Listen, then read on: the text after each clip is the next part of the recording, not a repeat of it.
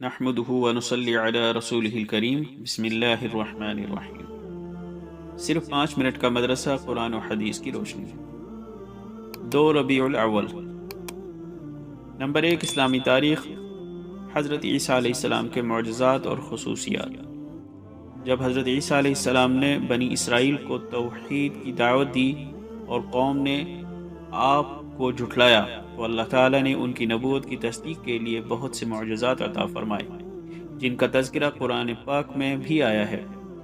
مثلا اللہ تعالیٰ نے ان کو بغیر باپ کے پیدا فرمایا اور پیدائش کے بعد انہوں نے گود ہی میں اپنی ماں کی پاک دامنی کی گواہی دی۔ اللہ کے حکم سے وہ مردوں کو زندہ اور پیدائشی اندھوں کو دیکھنے والا کر دیتے، مٹی سے پرندے بنا کر پھونک مار کر اڑا دیتے، کوڑ کے مریضوں پر ہاتھ پھیر کر اچھا کر دیتے، لوگوں کے گھروں میں رکھی ہوئی چیزوں کے بارے میں بتا دیا کرتے تھے، اور حواریوں یعنی اہل ایمان کی فرمائش پر آپ کی دعا سے آسمان سے کھانے کا دسترخوان نازل ہوا۔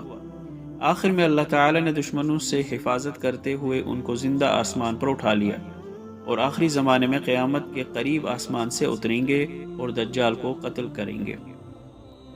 نمبر 2، حضور صلی اللہ علیہ وسلم کا معجزہ، تھوڑی سی کھجور میں برکت۔ حضرت نعمان بن بشیر رضی اللہ عنہما کی بہن بیان کرتی ہیں کہ خندق کی کھدائی کے موقع پر میری والدہ عمرہ بنت رواحہ رضی اللہ عنہا نے مجھے بلایا اور میرے دامن میں ایک لب یعنی دونوں ہتھیلی بھر کر کھجوریں دیں اور فرمایا یہ اپنے والد اور اپنے ماموں عبداللہ بن رواحہ کو دے آؤ۔ چنانچہ میں چلی، وہاں پہنچ کر اپنے والد اور ماموں کو تلاش کرنے لگی۔ اتنے میں رسول اللہ صلی اللہ علیہ وسلم نے مجھے دیکھ لیا تو فرمایا اے بیٹی ادھر آؤ۔ میں آپ صلی اللہ علیہ وسلم کے پاس پہنچی تو آپ صلی اللہ علیہ وسلم نے پوچھا یہ کیا ہے؟ میں نے کہا یہ تھوڑی سی کھجور ہیں، میری والدہ نے میرے والد اور میرے ماموں کے واسطے بھیجی ہیں۔ تو حضور صلی اللہ علیہ وسلم نے فرمایا میرے پاس لاؤ۔ میں نے ساری کھجور حضور صلی اللہ علیہ وسلم کی ہتھیلی مبارک میں رکھ دی اور آپ صلی اللہ علیہ وسلم نے ایک کپڑا بچھوا کر اس پر بکھیر دی اور ایک شخص سے فرمایا کہ آواز لگاؤ۔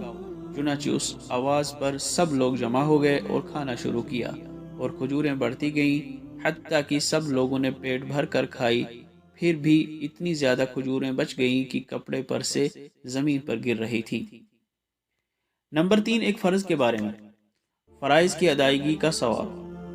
ایک آدمی رسول اللہ صلی اللہ علیہ وسلم کی خدمت میں حاضر ہوا اور عرض کیا یا رسول اللہ، اگر میں اس بات کی شہادت دوں کہ اللہ کے سوا کوئی معبود نہیں اور آپ اللہ کے سچے رسول ہیں، اور 5 وقت کی نماز پڑھتا رہوں اور زکوٰۃ دیتا رہوں اور رمضان کے روزے رکھا کروں اور اس کی راتوں میں عبادت کیا کروں، تو میرا شمار کن لوگوں میں ہوگا؟ آپ صلی اللہ علیہ وسلم نے فرمایا تمہارا شمار صدیقین اور شہداء میں ہوگا۔ نمبر 4، ایک سنت کے بارے میں، غموں سے نجات کے لیے دعا پڑھنا۔ رسول اللہ صلی اللہ علیہ وسلم کو جب کوئی رنج و غم پیش آتا تو آپ صلی اللہ علیہ وسلم یہ دعا فرماتے یا حی یا قیوم برحمتک استغیث۔ ترجمہ، اے وہ ذات جو زندہ و جاوید ہے اور تمام چیزوں کا تھامنے والا ہے، میں تیری رحمت کی امید کے ساتھ تجھ ہی سے فریاد کرتا ہوں۔ نمبر 5، ایک اہم عمل کی فضیلت، تہجد پڑھنا۔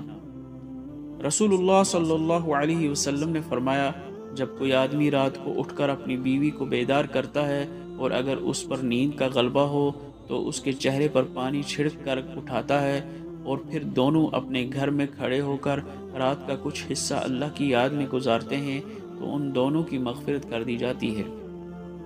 نمبر 6، ایک گناہ کے بارے میں، زمین میں فساد پھیلانا۔ قرآن میں اللہ تعالیٰ فرماتا ہے بلا شبہ وہ لوگ جو اللہ سے پکا عہد کرنے کے بعد توڑ ڈالتے ہیں اور ان رشتے ناتوں کو بھی توڑ ڈالتے ہیں جن کو اللہ نے جوڑے رکھنے کا حکم دیا ہے اور زمین میں فساد پھیلاتے پھرتے ہیں، تو ایسے لوگ بڑے خسارے والے ہیں۔ نمبر 7، دنیا کے بارے میں، دنیا مانگنے والا۔ قرآن میں اللہ تعالیٰ فرماتا ہے لوگوں میں سے بعض ایسے بھی ہیں جو کہتے ہیں کہ اے ہمارے پروردگار، ہم کو جو کچھ دینا ہو دنیا میں ہی دے دیجئے، تو ان کو جو کچھ ملنا ہوگا وہ دنیا ہی میں مل جائے گا، اور ایسے شخص کو آخرت میں کچھ نہ ملے گا۔ نمبر 8، آخرت کے بارے میں۔ جنتی کا تاج۔ رسول اللہ صلی اللہ علیہ وسلم نے فرمایا، اہل جنت کے سر پر ایسے تاج ہوں گے جن کا ادنا سے ادنا موتی بھی مشرق و مغرب کے درمیان کی چیزوں کو روشن کر دے گا۔ نمبر 9، طب نبوی سے علاج۔ مسواک کے فوائد۔ رسول اللہ صلی اللہ علیہ وسلم نے فرمایا، مسواک منہ کی صفائی اور خدا کی رضامندی کا ذریعہ ہے۔ فائدہ۔ علامہ ابن قیم رحمۃ اللہ علیہ مسواک کے فوائد میں لکھتے ہیں، یہ دانتوں میں چمک پیدا کرتی ہے، مسوڑوں کو مضبوط اور منہ کی بدبو کو ختم کرتی ہے، جس سے دماغ پاک و صاف ہو جاتا ہے۔ یہ بلغم کو کاٹتی ہے، نگاہ کو تیز اور آواز صاف کرتی ہے۔ اس کے علاوہ اور بھی بہت سے فوائد ہیں۔ نمبر 10، نبی صلی اللہ علیہ وسلم کی نصیحت۔ دھوکے باز کے ساتھ بھی اچھا معاملہ کرو۔ رسول اللہ صلی اللہ علیہ وسلم نے فرمایا، جس نے تمہیں کوئی چیز امانت کے طور پر دی ہو، تم اسے وہ امانت واپس کر دو، اور جو شخص تمہارے ساتھ خیانت یعنی دھوکے کا معاملہ کرے تو تم اس کے ساتھ خیانت نہ کرو۔ اللہ تعالی عمل کرنے کی توفیق عطا فرمائے۔ وآخر دعوانا ان الحمد للہ رب العالمین۔